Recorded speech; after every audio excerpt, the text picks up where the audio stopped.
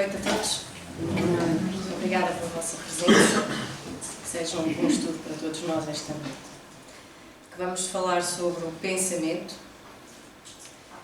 E no livro Pensamento e Vida, precisamente, ditado pelo Espírito Emmanuel, Chico Xavier, diz-nos que a mente é o espelho da vida em toda a parte. E eu vou começar de uma forma um bocadinho diferente hoje, começando por perguntar ali ao Carlos o que é vermelho e tem o mesmo cheiro da tinta branca. Tens de dar uma resposta. Não sei, não é, Paulo. E rápido, que eu estou a contar o tempo para a palestra. Por favor. Uma bola vermelha. Isabel, se um cavalo branco entrar no mar negro, como é que ele sai? Se um cavalo branco entrar no mar negro, como é que ele sai? Molhado. Branco, só molhado. Uma resposta só. Como? Sai molhado. Sai molhado. Olga, que estava cheia de vontade de responder. Numa corrida, se ultrapassamos no segundo lugar, em que lugar ficamos? Em primeiro. Então, a coisa que os três usaram, e quem respondeu mentalmente, usaram para dar estas respostas, chama-se mente. Portanto, se tiverem dificuldades em imaginar ou visualizar onde é que está a mente, basta fazerem uma conta como 33 menos 17. O que usam para fazer esse cálculo é precisamente a mente. Ora, as vossas respostas, pelo menos a do Carlos e da Olga, revelam erros de raciocínio. E os erros de raciocínio estão nos nossos pensamentos. A mente é um espelho da vida, mas a mente, por definição, é um fluxo contínuo de pensamentos. Fluxo contínuo e constante. Portanto, se alguém aqui tem a ideia de esvaziar a mente, como se costuma dizer, isso não vai acontecer, a não ser que entre eventualmente este estado de coma. Porquê é que as respostas do Carlos e da Olga têm um erro de raciocínio? Porque aquilo que é vermelho e tem o mesmo cheiro que tinta branca, não sendo eu pintora, é tinta vermelha. E se eu ultrapassar o segundo lugar, eu fico em segundo lugar, não fico em primeiro. O que é que induziu aqui nestes erros de raciocínio?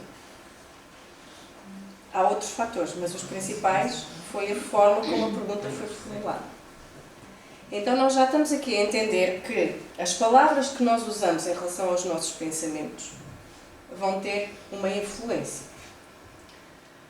E no livro Pensamento e Vida vai-nos dizer que os pensamentos, o que é que são, mais concretamente? Portanto, vimos onde é que está a mente, mais ou menos, percebemos na nossa cabeça.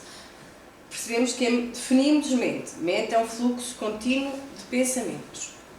Falta percebermos de que é que ela é feita.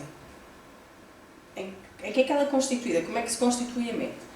E a mente ela é essencialmente constituída por pensamentos, certo?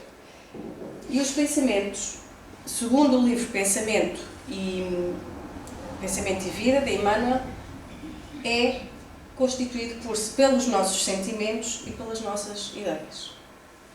Então são os nossos sentimentos e as nossas ideias que vão dar origem aos pensamentos. E na nossa mente, se a mente é constituída por pensamentos, se nós formos agrupar estes pensamentos em gavetas, vamos dizer assim, nós vamos ter pensamentos afirmativos, ou seja, por exemplo, quando eu tomo uma decisão, vamos ter pensamentos oscilantes, vou ou não vou ao centro, digo ou não digo, faço ou não faço. Este é um tipo de pensamento que eu tenho, é uma categoria, digamos assim.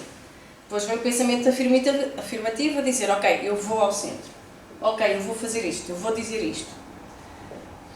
Depois temos a memória, que também é uma gaveta de pensamentos oscilantes.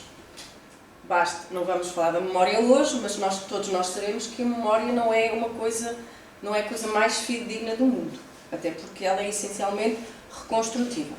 Foi naquele dia ou foi naquele? Disse isto ou não disse? Fez ou não fez há 5 anos? E depois temos uma última gaveta que tem a ver com o nosso intelecto. E o intelecto é o chefe na nossa mente. É o que diz, é assim, eu vou fazer, eu sei que é, eu sei que não é. Então, nós arrumamos toda a infinidade de pensamentos que temos nestas 4 gavetas. Mas, se os pensamentos também são feitos... Ok, o que é que isto interessa para a minha vida prática? Se os pensamentos, dentro destas gavetas, e como nos diz Emmanuel, são feitos dos nossos sentimentos e das nossas ideias, basta dizer que eu sou muito bonzinho.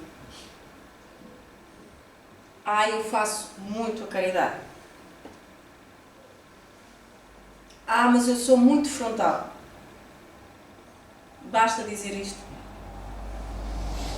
Se o meu pensamento é a qualidade e o sentimento que lá está, não basta dizer que sou assim ou que sou assado. Tem que haver lá o quê? A intenção. E o que os Espíritos nos vêm dizer, e é curioso que não é só o livro dos Espíritos, nós já vamos encontrar isso, por exemplo, na Bhagavad Gita, já vamos encontrar isso nos Vedas, e vai-nos dizer que o que conta realmente é a intenção que está por trás. A intenção é precisamente isto, a qualidade do pensamento. E a qualidade do pensamento é dada pelos sentimentos e pelas ideias que eles contêm. Agora assustou-me. Já para estar uma belga, eu pensei que me iam dar uma chapada ou estava a dar uma questão. Então, o que nos define, se o que nos define é os nossos pensamentos, o que nos define é então este propósito, é a intenção. Porque todos nós já teremos a experiência de que a ação até pode ter tido a melhor intenção possível, mas o resultado pode ter sido o contrário. Por sempre que nós agimos, há 3 hipóteses. Ou o resultado é exatamente aquilo que eu queria, ou é o oposto daquilo que eu queria, ou não aconteceu nada. Porquê? Porque a mim só me compete fazer a ação. Mas o resultado da ação já não depende inteiramente de mim. O resultado da ação já tem muitos fatores a condicionar. Inclusive a lei da ação-reação como nós conhecemos. Então, eu vou-me definir pelos meus pensamentos, os meus pensamentos vão se definir pela intenção que vem dos sentimentos e das ideias que eles têm, e é isso, é essa a qualidade que nós vamos imprimir nas nossas ações. O resultado das ações nós entregamos. E isto já é um exercício de desapego, que é uma coisa que nós vamos falar assim, en passant ou de leve, mais daqui a pouco. E esta divisão da mente que eu vos falei agora destas 4 gavetas, não é, em que nós podemos arrumar todos os pensamentos que temos, já foi dita por Freud, por exemplo. Mas, e no livro dos Espíritos, na questão 89, Kardec pergunta se o pensamento não é a própria alma que se transporta. Quando o pensamento está em alguma parte, respondem, a alma também está, pois que é a alma quem pensa. O pensamento é um atributo. Ou seja, a alma não é aquela coisa que respondeu sobre o cavalo. Isto é um atributo. Então, o pensamento é um atributo. O pensamento não é a alma em si, não é o espírito em si. Na Revista Espírita vai-nos dizer o mesmo. O pensamento é um atributo do espírito sobrevivendo este à morte do corpo. O pensamento também lhe sobrevive. Mas o título, e vocês agora podem se perguntar, o que é que isto tem a ver com o título? Porque o título estava em itálico, fazer do pensamento um arco de aliança. E é precisamente o título, não é meu, não é original meu, é um verso de um dos meus poemas preferidos que eu vos vou dar a ouvir, porque precisamente é o resumo do trabalho, portanto se não levarem mais de nada, levam um poema. Então vou convidar-vos a ouvir. Espero poder. Se podes conservar o teu bom senso e a calma, no mundo a delirar para quem o louco és tu, se podes crer em ti, com toda a força de alma, quando ninguém te crê, se vais faminto e nu, trilhando sem revolta um rumo solitário. Se há torva intolerância, há negra incompreensão, tu podes responder subindo o teu calvário com lágrimas de amor e bênçãos de perdão. Se podes dizer bem de quem te calunia, se dás ternura em troca aos que te dão rancor, mas sem a afetação de um santo que oficia, nem pretensões de sábio a dar lições de amor. Se podes esperar sem fatigar a esperança, sonhar, mas conservar-te acima do teu sonho, fazer do pensamento um arco de aliança entre o clarão do inferno e a luz do céu risonho. Se podes encarar com indiferença igual o triunfo e a derrota, eternos impostores, se podes ver o bem oculto em todo o mal e resignar sorrindo o amor dos teus amores, se podes resistir à raiva e à vergonha de ver envenenar as frases que disseste e que um velhaco emprega eivadas de peçonha com falsas intenções que tu jamais lhes deste, se podes ver por terra as obras que fizeste, vaiadas por malsins, desorientando o povo, e sem dizeres palavra e sem um termo agreste, voltares ao princípio a construir de novo, se puderes obrigar o coração e os músculos a renovar um esforço há muito vacilante, quando no teu corpo, já afogado em crepúsculos, só existe a vontade a comandar avante, se vivendo entre o povo és virtuoso e nobre, se vivendo entre os reis conservas a humildade, se inimigo ou amigo, o poderoso e o pobre são iguais para ti à luz da eternidade, se quem conta contigo encontra mais que a conta, se podes empregar os 60 segundos do minuto que passa em obra de tal monta que o minuto se espraia em séculos fecundos, então, ó ser sublime, o mundo inteiro é teu. Já dominaste os reis, os tempos, os espaços, mas ainda para além, um novo só rompeu, abrindo o infinito ao rumo dos teus passos. Pairando numa esfera acima deste plano, sem recear jamais que os erros te retomem, quando já nada houver em ti que seja humano, alegra-te, meu filho, então serás um homem. Gostava de terminar aqui, mas vou ter que falar mais um bocadinho. Então vamos falar a seguir um pouco, não como receita, mas refletir um pouco sobre como nós podemos conseguir ir além do se. O título deste poema de Rudyard Kipling é precisamente se. Como é que nós podemos conseguir fazer tudo aquilo que ele nos sugere neste poema.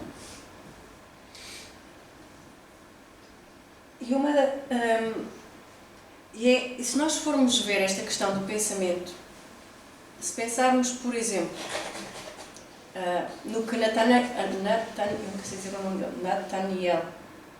eu aposto, não é assim o nome que se diz, disse, quando, alguns anos depois de Jesus ter regressado à pátria espiritual, os apóstolos se reuniram e estavam a contar a sua experiência com Jesus, as suas vivências com Jesus, estavam a contá-la, a relatá-la a Lucas, e Nathaniel dizia algo muito interessante: Jesus conhecia-me antes de me conhecer.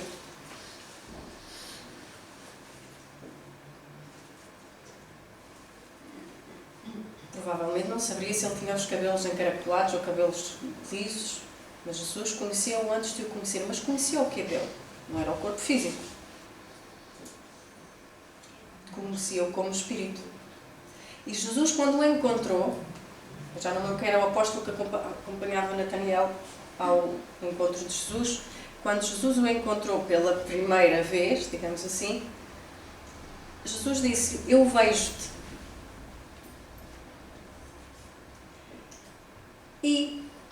2 dias ou um dia antes, Natanael tinha estado sentado debaixo de uma figueira, completamente destroçado com as coisas do mundo. Ele era arquiteto, ou o equivalente a arquiteto naquela altura, e os projetos dele estavam a ruir, ninguém estava a aceitar bem as ideias que ele tinha para construir os templos.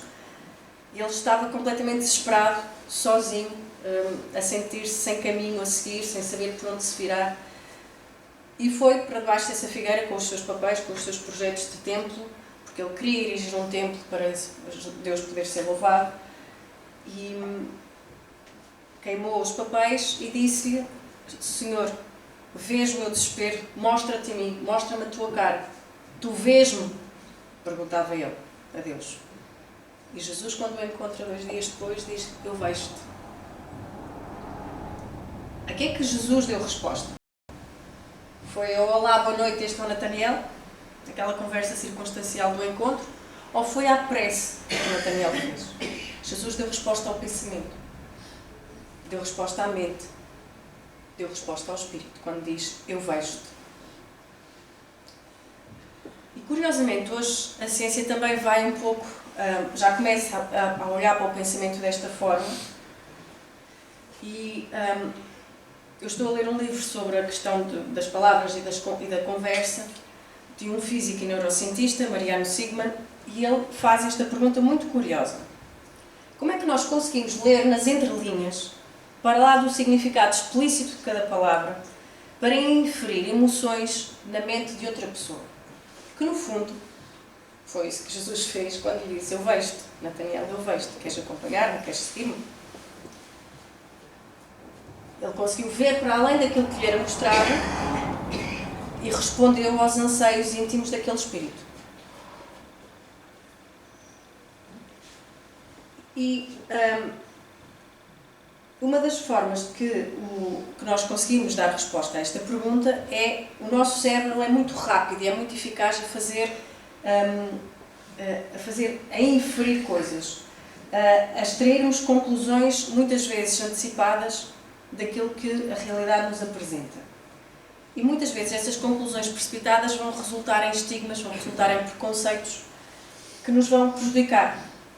E isso, e por outro lado, nós também vamos ser muito condicionados pelas palavras que nós usamos. E normalmente nós temos a tendência a descrever todas as experiências que passamos com as mesmas palavras. O nosso léxico, o nosso vocabulário para descrever as experiências que vamos passando não são muito amplas. E parece que não, de uma forma muito sutil, esse estreitamento da linguagem que nós usamos para descrever aquilo que vivemos acaba também por condicionar os nossos pensamentos e vai, digamos assim, deformá-los e tornar esses pensamentos bloqueadores.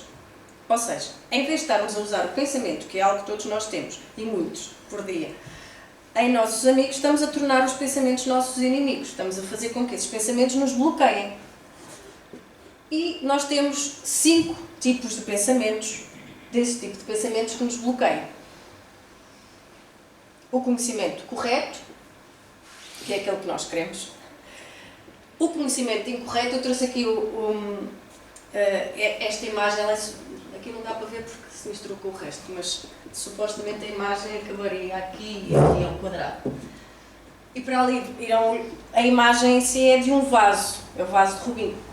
Foi uma famosa imagem do vaso de Rubinho. Mas se olharem, alguns de vós provavelmente vão ver aqui 2 rostos, também, de perfil. Aqui e deste lado, certo? Mas a imagem é só a de um vaso. Isto é um exemplo de um conhecimento incorreto que nós podemos ter, dependendo da forma como nós olhamos para ali. Ou seja, a nossa percepção vai ser condicionada por outros fatores. Depois temos a imaginação, a fantasia, já vamos dar também alguns exemplos. Temos o sono profundo e a memória. Lá está, não vou falar da memória, mas vou só referir aqui como um tipo de conhecimento incorreto. Apenas, lá está, porque a memória é reconstruída por nós ao longo do tempo.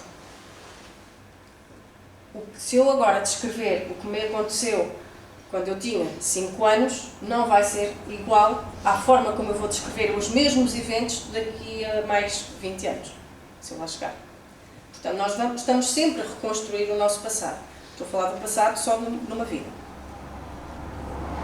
Então, o que é que nós temos que fazer para que estes pensamentos não nos bloqueiem, não nos causem dor, não nos causem sofrimento, não nos causem obsessões e compulsões? Primeira coisa, isto é tipo receita, mas é só para simplificar. Primeira coisa é aprendermos a testemunhar estes 5 tipos de pensamentos. Mas eu vou testemunhar como?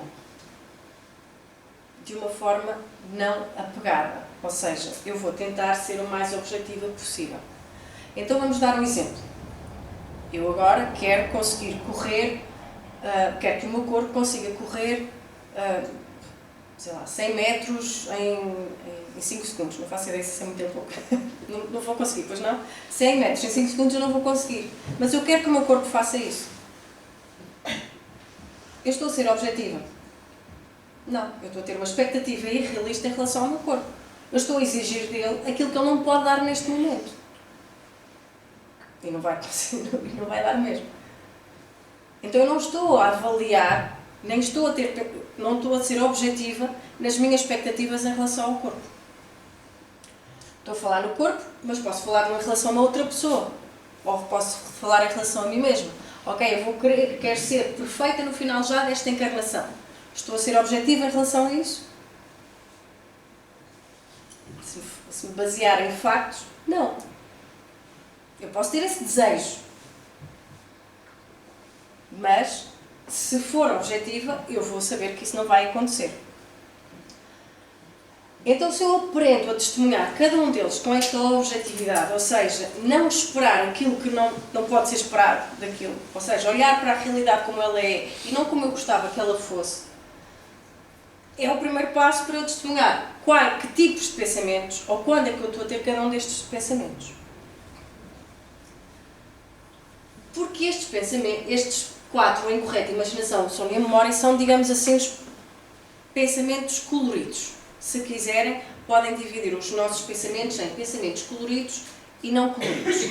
Os pensamentos coloridos são aqueles padrões de pensamento que nos vão causar dor, que nos vão causar sofrimento, que nos vão causar as tais obsessões e compulsões. Que cores são estas que nos vão causar essa dor, esse sofrimento, essas obsessões? A ignorância. Ignorância de quê? Não é o facto de eu não saber de mecânica ou de carpintaria ou o que seja. É a ignorância acerca daquilo que eu sou. É a ignorância acerca da minha natureza espiritual. Isto vai-me causar sofrimento, mesmo que eu não tenha a consciência disso. A minha personalidade. Eu não me livro dela, mas ela é uma cor dos meus pensamentos. Porque eu posso olhar para este microfone, penso uma coisa devido à minha personalidade.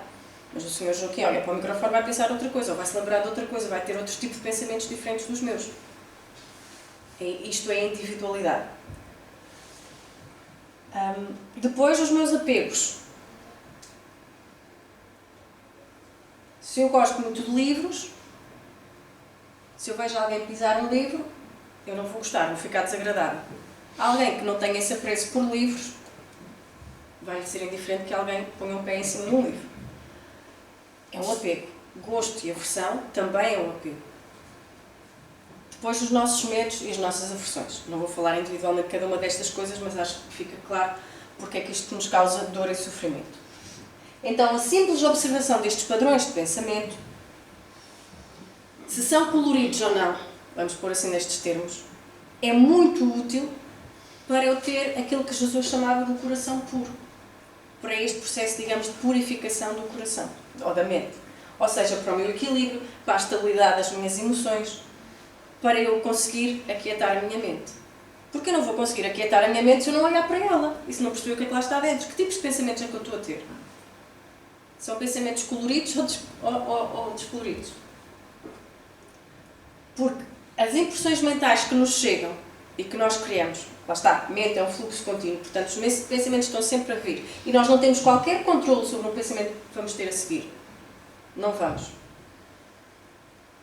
Eu não sei que pensamento é que vou ter a seguir, mesmo tendo preparado a palestra, eu não sei que pensamento é que me vai surgir. Nós não temos controle sobre isso, mas temos a possibilidade de observar, de parar e observar que tipo de pensamentos é que eu estou a ter. E de onde é que ele vem? E se é colorido ou não colorido. Se ele vem de um apego, se ele vem de uma aversão, se ele vem de um gosto. Então, por outras palavras, o que eu estou a dizer é que se existem muitas impressões mentais que cada um de nós tem, não existe um número infinito de tipos de pensamentos. Só 5. Eu consigo arrumá-los todos, essa variedade imensa de pensamentos, nestes 5. Isto torna a tarefa mais execuível. Eu consigo perceber se os meus estão nesta gavetinha, se estão naquelas. E se eu consigo refazer isto, eu já vou conseguir fazer o trabalho de análise. Então, eu ao aprender a observar este processo de pensamento e ao conseguir distinguir estes 5 tipos, o que é que eu vou conseguir? Controlar minimamente a minha mente e não ser eu a controlada pela mente. Porque se pensarem na mente, eu acho que é no livro Pensamento e Vida, eles fazem esta analogia. Se pensarem na mente como um apartamento, como andar como um apartamento, com várias divisões, estas divisões, as nossas emoções, os nossos gostos, as nossas aversões, são os inquilinos desse apartamento. Mas depois há um proprietário. Quem é o proprietário? A consciência.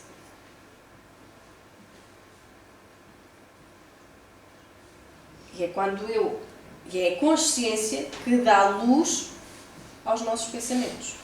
É pela consciência que eu consigo observar que tipos de pensamentos eu estou a ter. É pela consciência que eu consigo controlar minimamente os pensamentos. Mas primeiro eu preciso de trabalhar esta mestria de saber testemunhar os meus pensamentos.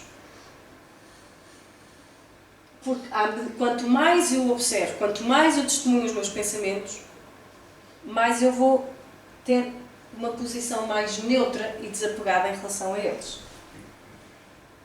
A não ser que nós queiramos realmente ser muito apegados aos nossos pensamentos. Isso é uma escolha nossa, é uma decisão nossa. Eu tenho uma mente tão preciosa que tudo aquilo que eu penso é uma preciosidade. É uma opção disponível. Mas se calhar não é por aí. Até porque uma das componentes da mente que nós vimos era o quê? Era o ego. O ego é um padrão de pensamento. O ego não é um bicho de 7 cabeças. É um padrão de pensamento centrado no eu. Centrado no si mesmo. Tudo eu. Tudo gira à minha volta. E eu sou sempre um bocadinho melhor que os outros. Portanto, então, é mais um padrão de pensamento. Então, o ego, eu consigo lidar com ele. Se eu perceber que ele é um tipo de pensamento que eu posso observar e que eu posso ir descolorindo. E é isso mesmo que nos diz no livro Pensamento e Vida. Guardando o pensamento, plasma fluido, a precisa faculdade de substancializar as suas próprias criações, imprimindo-lhes vitalidade e movimento temporários, a maioria das criaturas terrestres, na transição do sepulcro, é naturalmente, reparem aqui, obcecada pelos quadros da própria imaginação. O que é que está ali? Um dos padrões de pensamentos errados, imaginação. A imaginação aqui não está relacionada, obviamente, com a criatividade, mas sim com fantasias sem sustentação. Aprisionada a fenómenos alucinatórios, qual acontece no sono comum, dentro do qual, na maioria das circunstâncias, a individualidade reencarnada, em vez de retirar-se do aparelho físico, descansa em conexão com ele mesmo, sofrendo os reflexos das sensações primárias a que ainda se ajusta. Então estamos a ver que até ao nível do trabalho espiritual, aqueles 5 padrões de pensamento estão em jogo. Então eu deixo de ir trabalhar quando o corpo vai descansar e fico apegada às minhas tricas e laricas com quem está deste plano. Não, eu tinha que ir trabalhar.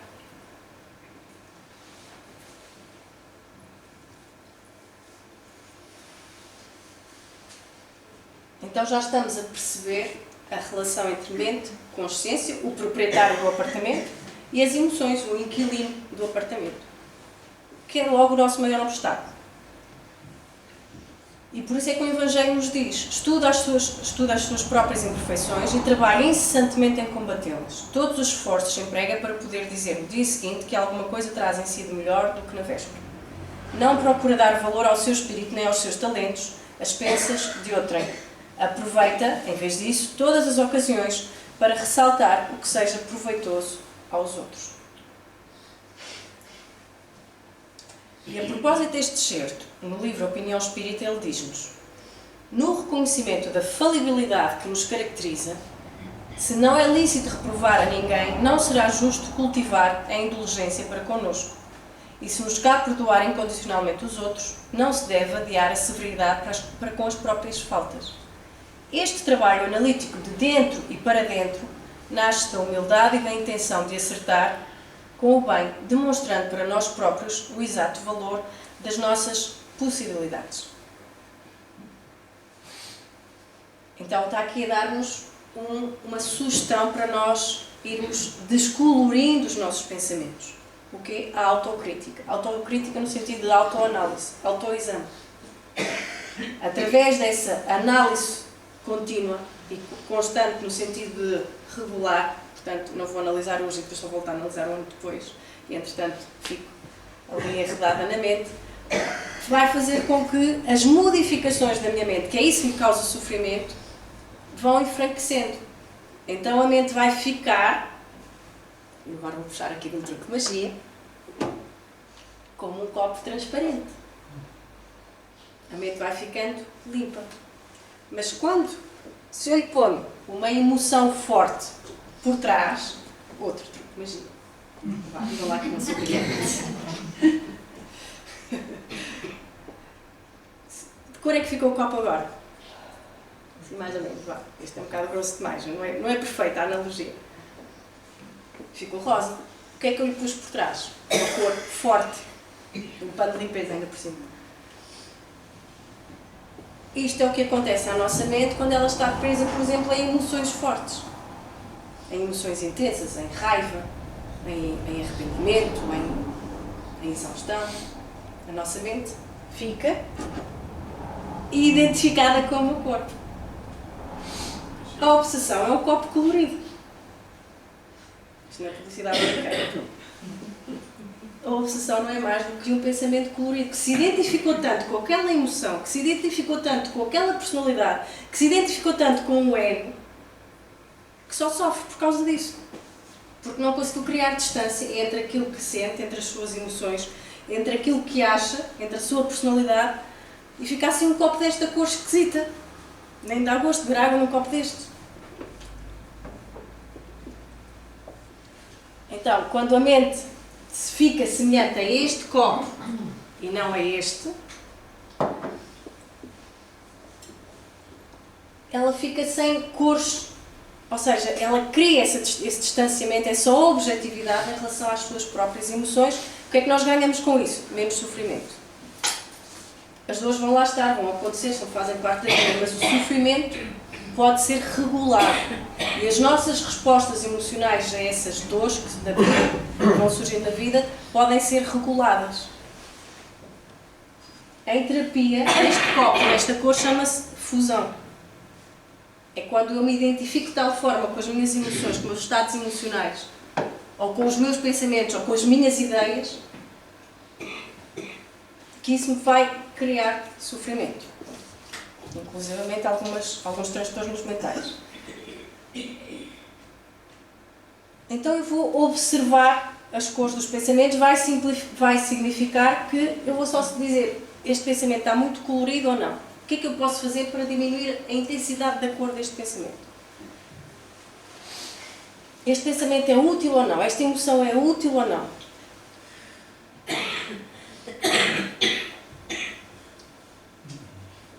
Isto é o que acontece neste copo, quando nós nos identificamos fortemente com uma emoção. Agora, mas então eu tenho que reprimir. Eu estou-me a sentir assim e reprimo como está este aqui a fazer? Não. Reprimir não funciona. Já está provado. Não. Porque se eu disser agora, olha, não pensem num urso polar. Ninguém pensou num urso polar, pois não? É o mesmo quando nós estamos a dar-nos os 5 minutos e alguém nos diz não te enerves, não te enerves. E a gente para logo de se enervar, não é? Não dá para reprimir, não dá para oprimir a coisa. Então, e além disso, se nós reprimirmos as emoções, vai ter um custo fisiológico grande que se chama stress. E isso vai ter consequências no nosso corpo. Então, quanto mais intensa é a emoção, se eu estou a arder com uma emoção qualquer, maior vai ser o preço que eu vou pagar se tentar reprimir. Mas então o que é que ele vai fazer? Vai pegar fogo ao outro? Não, eu aceito que estou assim e vou tentar dar um outro significado. Aquilo que os psicólogos chamam de ressignificar a coisa. O que é isso de ressignificar? É tomar controle da minha emoção. Ok, eu já percebi que estou a arder. O que é que eu vou fazer? Vou espalhar o fogo para a outra pessoa que está ao meu lado ou vou arranjar mecanismos para lidar com isto? Ferramentas para lidar conforme as necessidades. A indignação, a tristeza, elas são tão necessárias como outras emoções quaisquer, como a alegria, como a surpresa, como o amor, mas então nós não queremos evitar a emoção em si, não é disso que se trata, pelo menos ao nosso nível. Nós não queremos evitar a emoção. O que nós queremos é que ela não se apodere de nós, não se apodere do nosso espaço emocional. O que é, por exemplo, uma depressão? É uma emoção que estagnou ali durante muito tempo. O diagnóstico clínico para uma depressão vai ver há quanto tempo aquela emoção está ali predominante. Então, neste caso, de trabalhar com os nossos pensamentos, com as nossas emoções, o controle é sinónimo de liberdade. Porque se eu controlo a emoção, eu tenho liberdade sobre ela. Não é a emoção que me manda aquilo que eu vou fazer. Sou eu que tenho controle na situação.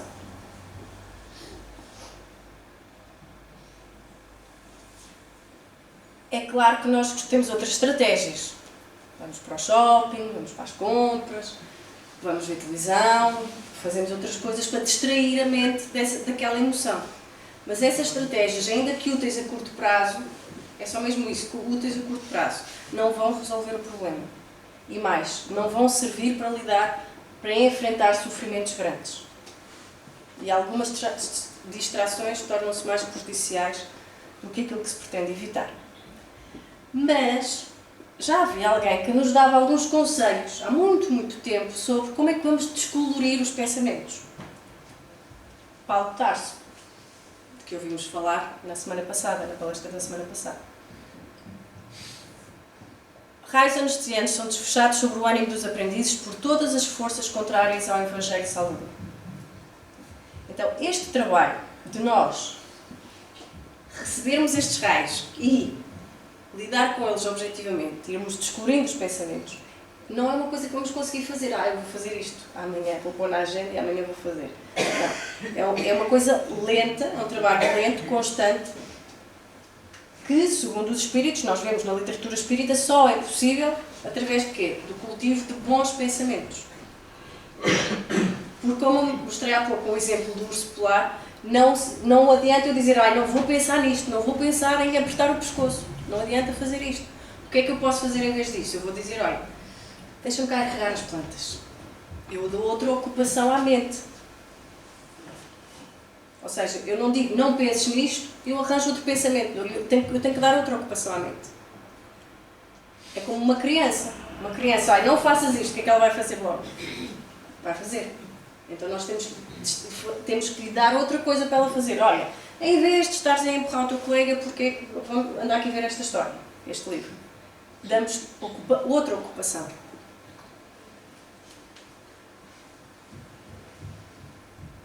Ainda Paulo, mas agora aos Efésios. As forças contrárias ao bem alvejar-te-ão no mundo íntimo, através de todos os flancos. Defende a tua moradia interior. Examina o revestimento defensivo que vens usando, em matéria de desejos e crenças, de propósitos e ideias, para que os projéteis da maldade não te alcancem por dentro. Vamos ver a mente. O que é este ponto de moradia interior? É a nossa mente. É aquelas 5 gavetinhas, aquelas 5 divisões do nosso apartamento. Defende a tua moradia interior. Então, o que é que Paulo está aqui a sugerir? A ideia de uma espécie de capacete, não é? De uma proteção mental. E que capacete é que nós temos? Espíritas, não? Nós espíritas, pelo menos, devíamos ter. Como? Oração. A oração, mas o capacete maior, sim, mais forte. Não precisa. A fé. Também. Sim. Mas um que nos foi assim mesmo dado assim, olha, bandeja, está aqui. Agora só tenho que fazer o trabalho. O Evangelho. Então o Evangelho é o capacete maior. Porquê? Porque é ele que nos vai promover a qualidade de pensamentos que nos vai defender em termos vibratórios, de interferências externas. E não basta dizer que somos muito bem acompanhados, que temos amigos espirituais muito bons, não basta dizer isso. Porque os amigos espirituais superiores, eles um dia hão de acompanhar-nos, mas eles acompanham quem está a vibrar nessa faixa desse capacete grande do Evangelho.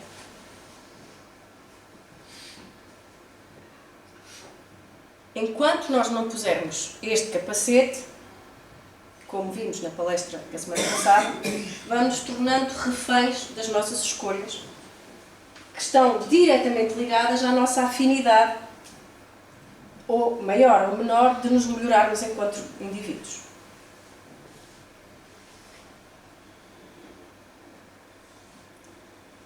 Nunca ninguém se sentiu aqui preso num pensamento, não?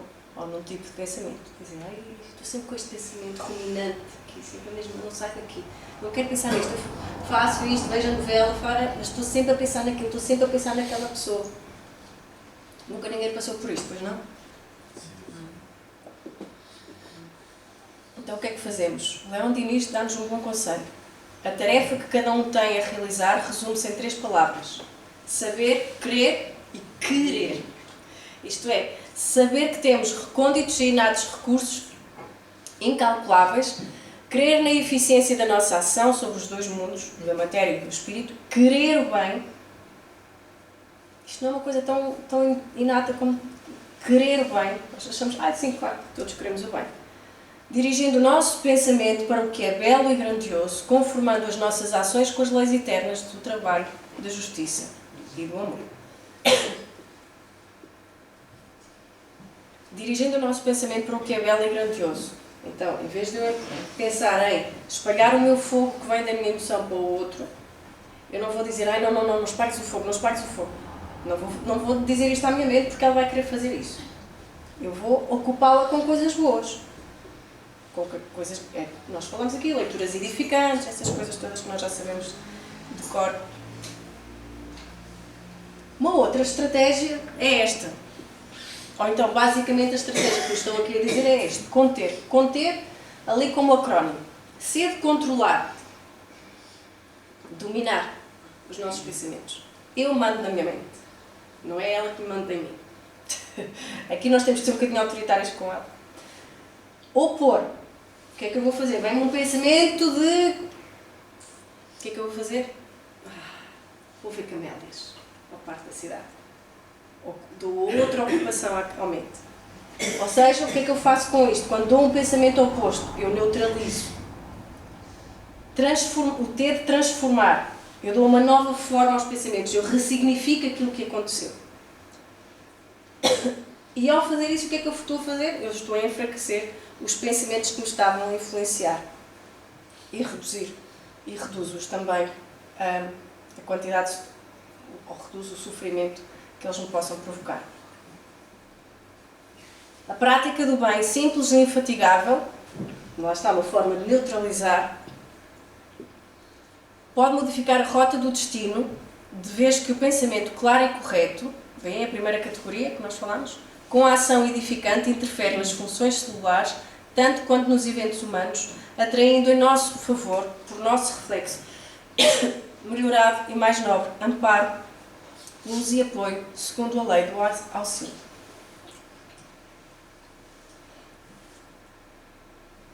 Só a vontade é suficientemente forte para sustentar a harmonia do espírito. Há uma passagem aqui deste livro no roteiro de Jesus, eu não vou ler porque ela é um pouquinho grande, mas que nos fala de Maria, Se pensarmos numa situação que colocará todas as emoções e mais algumas em jogo e a dominar os pensamentos, há de ser a de Maria, quando, depois de João se ter abeirado dela para lhe dizer que Jesus tinha sido detido. Imaginam o que é para uma mãe saber disto. Ainda mais para uma mãe daquele filho. Então, o que é que ela fez de imediato? Um dos capacetes, prece. Ela orou a Deus e pediu: não, Jesus, é o Filho de Deus, portanto Deus vai resolver isto. Ele vai interceder em favor de Jesus. Foi o que Maria pensava. Então, Maria confiou ao Deus da misericórdia as suas preocupações e súplicas, esperando-lhe a providência. Mas João voltou e deu-lhe as novas notícias de que Jesus tinha sido preso. E Maria voltou à oração em silêncio, em pranto, implorou a Deus. Ela queria, vejam aqui a luta mental de Maria, ela queria enfrentar a situação, procurando as autoridades de Jerusalém, queria lá ir rebater como qualquer mãe aguerrida e vai tentar salvar o filho. Mas, lembrou-se de Deus, e Deus da bondade infinita, que revelou o seu filho ao mundo, vai salvá-lo, vai tirá-lo daquela situação. Ele confiou em Deus. Manteve-se vigilante, saiu de casa, foi ter até à prisão, às portas, foi maltratada pelos guardas prisionais. E mais tarde João volta com piores notícias ainda. Jesus tinha sido acusado pelos sacerdotes e estava sozinho. Pilatos estava a hesitar sobre aquilo que ia fazer com Jesus. E Maria aí não se conteve e foi seguir Jesus por todos os passos que ele deu, mas sempre a rogar e sempre em prece a Deus. E a certa altura, enquanto Maria seguia aquele percurso de Jesus, a multidão estanca porque Pilatos ia dar a sua decisão. E Maria aí encheu-se de ânimo e disse: é agora que Deus vai intervir e vai tirar Jesus desta situação.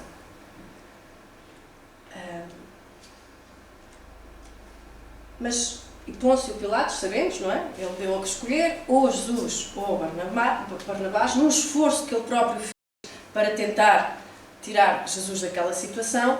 E Maria pensou: é aqui mesmo, é aqui que Jesus está a intervir, e portanto o povo, obviamente, que foi curado, que foi animado, foi tão bem cuidado por Jesus, é claro que o povo vai escolher Jesus.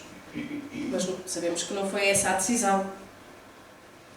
E quando Maria vê o estado em que Jesus estava e vê a sentença final e vê que ele vai ser crucificado,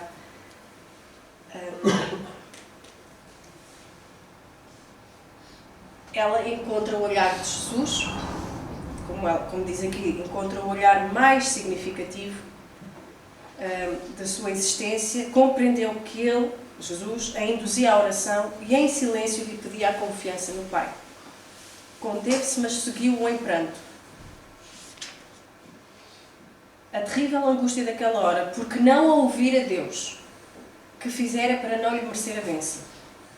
Então ela ouvia a voz de Jesus a recomendá-la aos cuidados de João, registou-lhe as últimas palavras de Jesus, mas nesse momento foi quando ela compreendeu que Jesus era seu filho, sim, mas antes de ser seu filho, era o mensageiro de Deus. Ela possuía os desejos humanos, os desejos de qualquer mãe, tirar o filho daquela situação.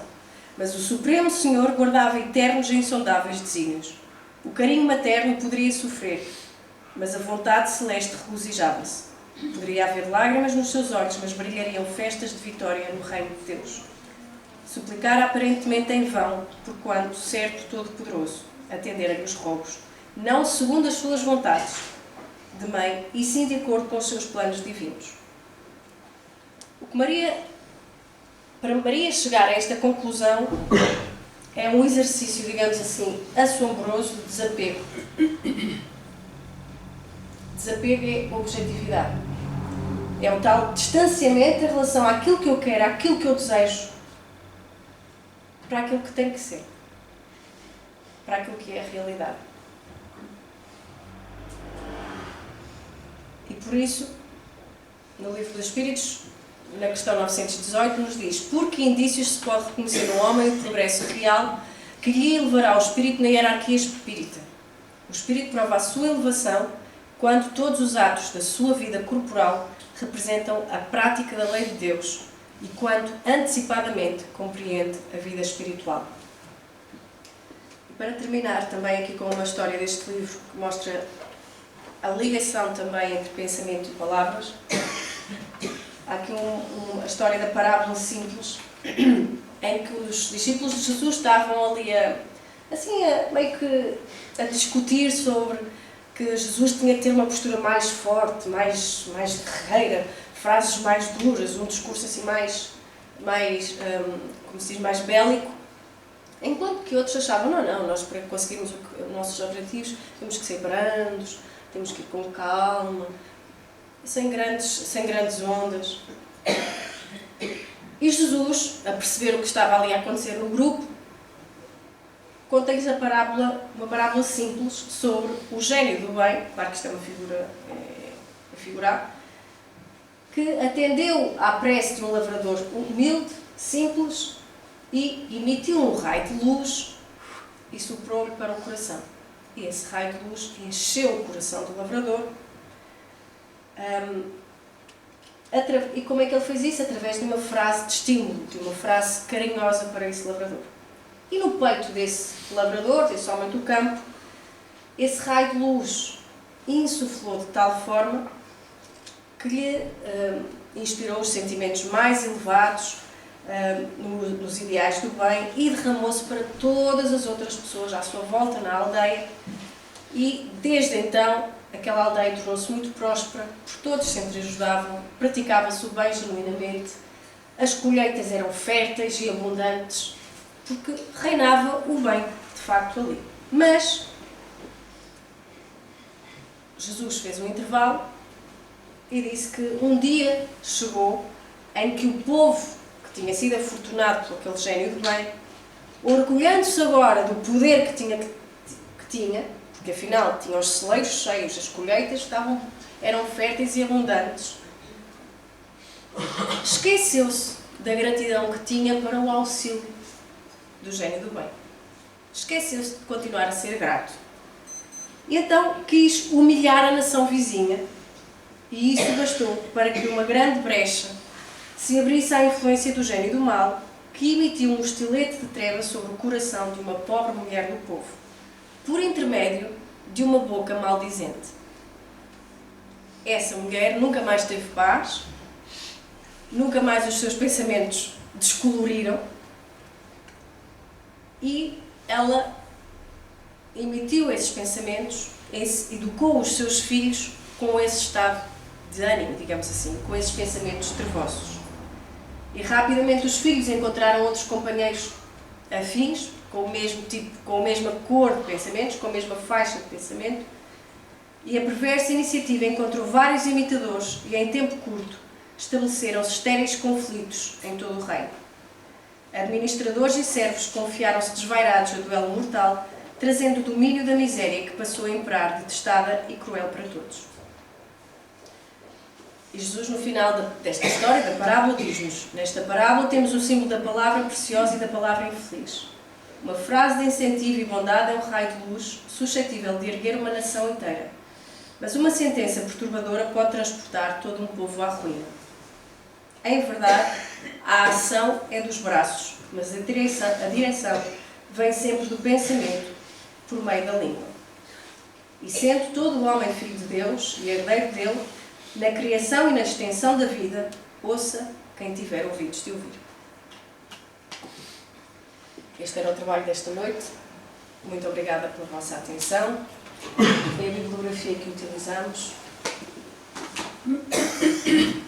Se alguém tiver alguma questão no final dos trabalhos, estaremos disponíveis e vamos então orar.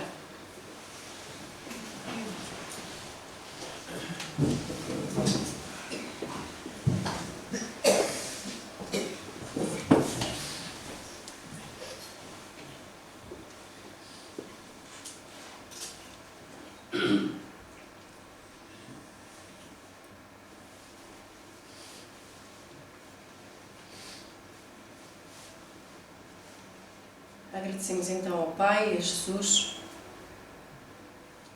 por nos abençoar com esta noite de estudo. Rogando a Deus que nos ajude sempre a lembrarmos que nos cabe a nós o esforço, pedindo ao Pai que nos ensine a aceitar os resultados das nossas ações, mesmo os mais adversos,